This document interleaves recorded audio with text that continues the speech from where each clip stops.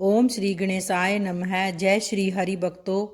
आज का दिन है विघ्नों के विनाशक, मंगल के दाता श्री गणेश जी और संकट हरणी चौथ माता की आराधना के लिए अत्यंत शुभ। तो आप सभी भक्तजनों को संकष्टी गणेश चतुर्थी की हार्दिक शुभकामनाएं। जो भादो मास के कृष्ण पक्ष की चतुर्थी को जो भी भक्त व्रत रख कर कथा सुनता है, उसके जीवन के सभी संकट गणपति जी हर लेते हैं। तो आइए आज हम सब गणपति जी का ध्यान कर उनको नमन करें। विघ्नहर्ता भगवान गणपति जी की जय। भादो मास की संकष्टी चतुर्थी कथा के अनुसार एक बार देवी पार्वती जी ने गणेश जी से पूछा, हे पुत्र, भादो माह की कृष्ण चतुर्थी का व्रत जिसको संकट नाशक चतुर्थी कहा जाता है, किस तरह किया जाता है, मुझसे कहिए। तो इस पर गणेश जी बोले, हे माता, भादो कृष्ण चतुर्थी संकट नाशक तरह तरह के फलों एवं सब सिद्धियों को देने वाली है। इसकी पूजा पहले कही गई विधि से ही करनी चाहिए। केवल भोजन से संबंधित ही कुछ विशेषताएं इस व्रत में बताई गई हैं, सो बतला रहा हूँ। श्री कृष्ण जी ने कहा कि हे युधिष्ठिर, पार्वती जी ने अपने पुत्र की ऐसी बात सुनकर उनसे पूछा, हे पुत्र, भोजन में क्या होना चाहिए तथा पूजन में क्या विशेष बात है, उसे कहिए। गणपति जी ने कहा, गुरु द्वारा बताई गई विधि से इस दिन श्रद्धा भक्ति से पूजन करे। व्रती 12 महीनों में अलग अलग नामों से विनायक, एक दंत कृष्ण, पिंग, गजानन, लंबोदर, बालचंद्र, हेरंब, विकट, वक्रतुंड, आखुरत, विघ्नराज और गणदीप गणेश जी की क्रमशः एक एक नाम से आराधना करे। चतुर्थी के दिन सुबह रोज के कार्यों से निपट कर यह व्रत करे, रात को पूजन करे तथा कथा सुने। पूर्व काल में एक पुण्यात्मा और यशस्वी राजा नल हुए। उनकी रूपवती रानी दमयंती नाम से विख्यात थी। राजा नल को एक बार शापग्रस्त होकर राज्य छोड़ना पड़ा और अपनी रानी से अलग रहने में दुख उठाना पड़ा। तब रानी ने इस उत्तम व्रत को किया। पार्वती जी ने गणेश जी से पूछा, हे पुत्र, दमयंती ने किस तरीके से इस व्रत को किया और किस प्रकार व्रत के असर से 3 महीने के भीतर ही उन्हें अपने पति से मिलने का अवसर मिला, इन सब बातों को आप बतलाइए। तो इस पर कृष्ण जी ने कहा, हे युधिष्ठिर, पार्वती जी के ऐसा पूछने पर गणपति जी ने जो उत्तर दिया उसे कह रहा हूँ, तो सुनिए। श्री गणपति जी कहते हैं कि हे माता, राजा नल को बड़ी बड़ी विपत्तियों को झेलना पड़ा। हाथी खाने से हाथियों की और गुड़साल से घोड़ों की चोरी हो गई। डाकुओं द्वारा राजा का खजाना लूट लिया गया। अग्नि की लपटों से उनका माल भस्म हो गया। मंत्रियों ने राजा का साथ छोड़ दिया। राजा से निराश होकर राजा नल वन में चले गए। उन्हें वन में दमयंती के साथ बहुत से कष्ट उठाने पड़े। अंत में उनका रानी से वियोग हो गया। राजा किसी नगर में सहीस का कार्य करने लगा। रानी अन्यत्र किसी नगर में रहने लगी तथा राजकुमार भी किसी दूसरी जगह नौकरी करने लगा। जो कभी राजा रानी राजपुत्र कहलाते थे, वे ही अब भीख मांगने लगे। नाना प्रकार की बीमारियों से ग्रसित होकर एक दूसरे से बिछुड़कर कर्मों के फल भोगते हुए समय गुजारने लगे। एक बार की बात है कि वन में इधर उधर भटकते हुए दमयंती ने सर्वांग ऋषि के दर्शन किए। उसने उनके चरणों में मस्तक झुकाकर और हाथ जोड़कर कहा, हे ऋषिराज, मेरे पति मुझे कब मिलेंगे? किस प्रकार मुझे हाथी घोड़ों से युक्त घनी आबादी वाली नगरी में मिलेगी? मेरा भाग्य कब पलटेगा? हे मुनि श्रेष्ठ, आप निश्चित तौर से बताइए। श्री गणेश जी कहते हैं कि दमयंती का यह प्रश्न सुनकर सर्वांग ऋषि ने कहा, हे दमयंती, मैं तुम्हारे भले की बात बता रहा हूँ, तो इसे सुनो। इससे दारुण दुख का नाश होता है और यह समस्त प्रकार की इच्छाओं को पूरा करने वाला एवं अच्छे फल को देने वाला है। भादो मास की कृष्ण चतुर्थी संकट नाशनी कही गई है। इस दिन स्त्री पुरुषों को एक दंत भगवान गणपति जी की आराधना करनी चाहिए। विधि पूर्वक इस व्रत एवं पूजन को करने से ही, हे रानी, तुम्हारी समस्त मनोकामनाएं पूर्ण होगी। 7 माह के भीतर ही तुम्हारे पति तुम्हें मिल जाएंगे। यह बात मैं पूर्ण निश्चय के साथ तुमसे कह रहा हूँ।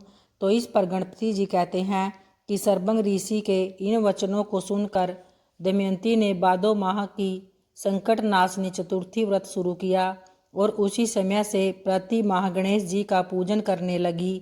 7 माह के भीतर ही हे राजन, इस उत्तम व्रत को करने से उसे पहले की तरह पति पुत्र राज्य और सब प्रकार के वैभव आदि की प्राप्ति हो गई। तो इस पर कृष्ण जी कहते हैं, हे पांडुपुत्र युधिष्ठिर, इस व्रत को इसी प्रकार करने से आपको राज्य की प्राप्ति होगी तथा आपके समस्त शत्रुओं का नाश होगा, ऐसा निश्चय है। हे राजन, इस तरह मैंने सर्वोत्तम व्रत को बताया है। आइए भक्तों, अब इसके बाद सुनते हैं चौथ माता की व्रत कथा। एक समय की बात है, एक नगर में सेठ सेठानी का घर था, जिसमें उनके साथ उनका बेटा और बहू भी रहा करते थे। सेठानी की बहू का नियम था कि वह सबको पहले भोजन कराती और बाद में खुद खाती थी। उसकी इस आदत को पड़ोस में रहने वाले भी सभी जानते थे। पड़ोस में ही रहने वाली एक महिला रोज सेठानी की बहू से आकर पूछती कि तुमने आज खाने में क्या खाया है। तो इस पर बहू हर बार जवाब देती कि मैंने ठंडा बासी खाया है। यह सब सुनकर एक दिन सेठ के बेटे ने सोचा, उसने तय किया कि आज घर में स्वादिष्ट पकवान बनवाए जाएंगे और सब साथ बैठकर खाएंगे। उसने ऐसा ही किया, लेकिन जब उस दिन भी पड़ोसन ने पूछा तो बहू ने जवाब दिया ठंडा बासी। बेटे ने अपनी पत्नी से इस बात का कारण पूछा। तब पत्नी ने उत्तर दिया, हम जो खा रहे हैं वह आपके माता पिता की मेहनत की कमाई ही तो है। जब आप अपनी मेहनत से कमाएंगे तभी मैं इसे ताज़ा भोजन मानूंगी। तो इस बात से प्रभावित होकर बेटे ने अपनी माँ से कहा कि वह बड़े शहर जाकर खुद की कमाई करेगा। माँ ने समझाने की कोशिश की कि घर में पर्याप्त धन है, लेकिन बेटे ने अपनी बात पर जोर देते हुए कहा, जब तक मैं अपनी मेहनत से कमाया धन लेकर न लौटूं तब तक मैं संतुष्ट नहीं हो सकता। जाते समय उसने अपनी पत्नी से कहा, जब तक मैं वापस न आऊं चूल्हे की आग बुझने मत देना।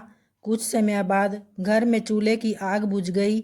बहू को चिंता हुई कि कहीं यह कोई अशुभ संकेत तो नहीं। वह आग लेने पड़ोस में गई, जहां पड़ोसन चौथ माता का व्रत कर रही थी। बहू ने पूछा, आप यह व्रत क्यों करती है? पड़ोसन ने बताया कि इस व्रत से धन धान्य और सुख समृद्धि की प्राप्ति होती है और मनोकामनाएं पूर्ण होती है। यह जानकर सेठ की बहू ने भी चौथ माता का व्रत करना शुरू कर दिया। उसने दीवार पर चौथ माता का चित्र बनाया और घी गुड़ का चूरमा बनाकर चंद्रमा को अर्घ देकर व्रत पूर्ण किया। उसने पूरे विश्वास और श्रद्धा के साथ यह व्रत कई दिनों तक किया। चौथ माता की कृपा से उसके पति को एक दिन सपना आया। सपने में चौथ माता ने कहा, तेरी पत्नी तुझे बहुत याद कर रही है, घर लौट जा और दुकान खोलकर कंकु केसर का व्यापार शुरू कर, तेरा भाग्य खुल जाएगा। पति ने चौथ माता की बात मानी और उसने दुकान खोलकर मेहनत से धन कमाया। जब वह धन लेकर घर लौट रहा था तो रास्ते में एक विशाल नाग रास्ता रोक कर खड़ा हो गया। नाग ने कहा, तेरी आयु पूरी हो गई है, अब मैं तुझे डसूंगा। पति ने नाग से विनती की, मुझे एक बार घर जाकर अपनी पत्नी से मिल लेने दो, जब मैं वापस लौट कर आऊँगा तब तुम मुझे डस लेना। नाग ने वचन लेकर उसे जाने दिया। घर पहुंचकर पति ने अपनी पत्नी को पूरी घटना बताई। पत्नी ने उसे सांत्वना देते हुए कहा, आप चिंता मत करो, मैं एक उपाय करती हूँ। पत्नी ने 7 चरणों में तैयारी की। पहली जगह रेत डाली, दूसरी पर इत्र रखा, तीसरी पर गुलाल और फूल सजाए, चौथी पर कंकु केसर रखा, 5वीं पर मिठाइयाँ रखी, 6ठी जगह गद्दा बिछाया और 7वीं जगह दूध का कटोरा रखा। आधी रात को जब नाग आया और एक एक चरण पर रुकता हुआ आखिरकार कमरे तक पहुंचा, हर चरण पर वह आराम करता और कहता, बहुत मान सम्मान मिला है, पर मैं वचन निभाने आया हूँ। जब नाग 7वें चरण पर पहुंचा तो चौथ माता, गणेश जी और चंद्रमा जी ने सेठ के बेटे की रक्षा करने का निश्चय किया। चंद्रमा ने उजाला किया, चौथ माता डाल बनकर खड़ी हो गई और गणेश जी ने तलवार से नाग का अंत कर दिया। सुबह जब सब ने यह दृश्य देखा तो वे सब हैरान हो गए। मरा हुआ नाग पास में तलवार और ढाल देखकर सबने समझा कि यह चौथ माता की कृपा का परिणाम है। पति पत्नी ने चौथ माता का आभार व्यक्त किया और दोनों सहपरिवार खुशी खुशी रहने लगे। हमारी कामना है कि जिस तरह चौथ माता ने सेठ की बहू की कामना पूरी की है, वैसे ही वे श्रद्धा के साथ इस व्रत का पालन करने वाले सभी प्राणियों की मनोकामना पूर्ण करे। तो प्रेम से बोलिए चौथ माता की जय। तो आइए भक्तों, अब इसके बाद संकष्टी चतुर्थी व्रत की पूजा विधि के बारे में जानेंगे, जो इस प्रकार से है। सबसे पहले जल्दी नित्य कार्यों से निवृत्त होकर स्नान करके स्वच्छ वस्त्र धारण करें। उसके बाद पूजा स्थान को साफ करें तथा गंगा जल का छिड़काव करके भगवान गणेश जी की प्रतिमा चौकी पर स्थापित करें। गणेश जी को चंदन, कुमकुम, हल्दी, अक्षत, फूल, दूर्वा और मोदक जरूर अर्पित करें। उसके बाद धूप दीप जलाएं, संकष्टी चतुर्थी व्रत कथा पढ़े और सुने। उसके बाद गणेश जी की आरती उतारे और आरती के बाद गणेश जी को लड्डुओं का भोग जरूर लगाएं। तो उम्मीद करती हूँ दोस्तों आप सभी को यह वीडियो और कथा दोनों पसंद आई होगी। अगर आई है तो वीडियो को लाइक और जो चैनल पे पहली बार आए हैं चैनल को सब्सक्राइब करना न भूले। तो प्रेम से बोलिए जय गणपति बप्पा की।